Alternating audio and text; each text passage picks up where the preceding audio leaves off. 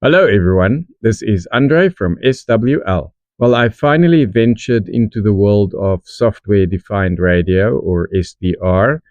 I bought an RTL-SDR Blog V4 dongle last year, but I wasn't able to use it because my laptop backed up. The laptop has been restored now. I'm using Linux on it, Ubuntu, and the software that I'm using for my SDR is SDR++.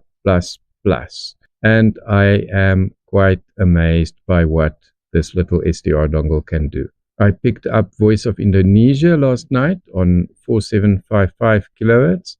By far the clearest capture I've had of this signal so far. This one is in English and very nice and clear. I recorded this via the SDR++ recording software in the software itself, but the result was very noisy. So I'm using the sound as I recorded it on my phone here. It's much less noisy. And then just for interest's sake, I brought in the Qodosen DX-286 and the Tecsun PL-680 to compare reception on these three very different receivers. One is a DSP based, one is an analog radio, and then the SDR. And in all cases, I used the MLA30 Plus loop antenna as my antenna. You can have a listen, but I think the clearest signal here is on the Qodosen, and then the SDR comes second, and I think the PL680 comes third.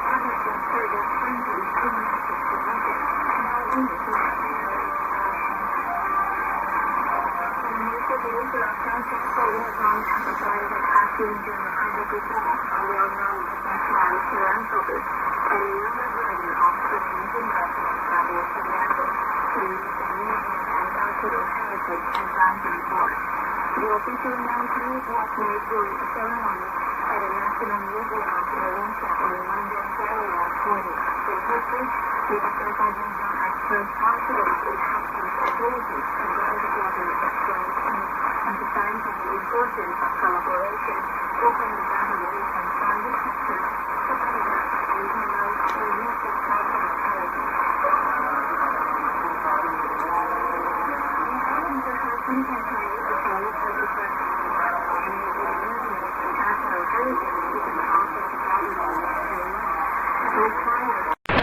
Station in Jakarta on Tuesday explained his party facilitated the pavilion and became speaker at a foreign meeting held on January 20 to the 24th in Jakarta, Switzerland.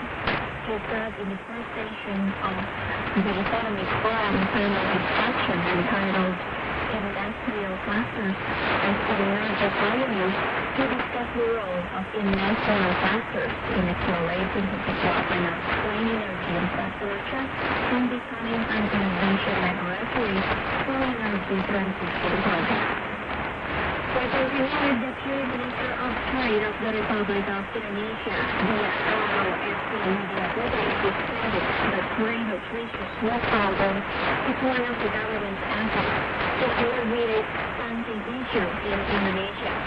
Via run of jobs in Jakarta on Tuesday, the program has many benefits, one of which is in helping to alleviate stunting by providing proper nutritional intake for children in the dining school.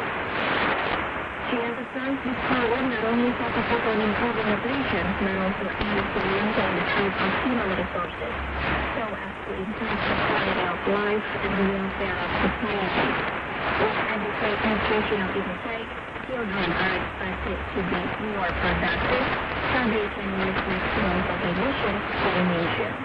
The avenues with the Indonesian Ministry of Protection of Indonesian Migrant Workers have aggressively making various efforts, including imposing regulations in order to achieve the target setting for 425,000 Indonesian migrant workers abroad by 2025.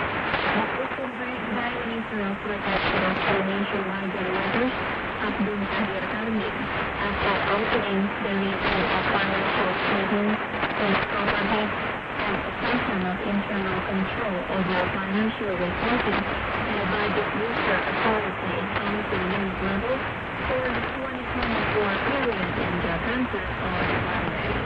That was the news from Voice of Indonesia and Indonesia.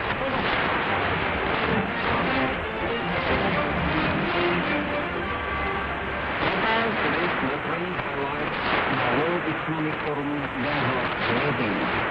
The 56th World Economic Forum, WEF, convenes once again in Davos, Switzerland, on the 30th to 36th will be in 2025, addressing pressing global issues and related development in geopolitics and the global economy.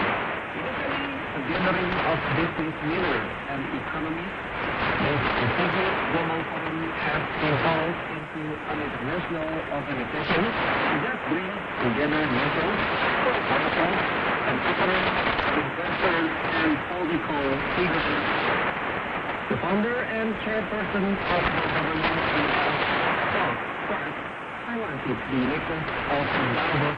On the 2025 Global Meeting, Indonesia is represented by VFR under the auspices of the UNESCO Chamber of Commerce and Industry, carrying a range of global missions. Speaking at the first conference last Thursday, chairperson of the Chamber of Commerce, Nadia Bakri, underscored one of the Chamber of Commerce primary missions to assist the government in attracting substantial investment to the country, collecting the slogan, and keep working on the slogan Indonesia Open for Business, and locally the Chamber of Commerce has participated in the Davos Economic Forum for the UK.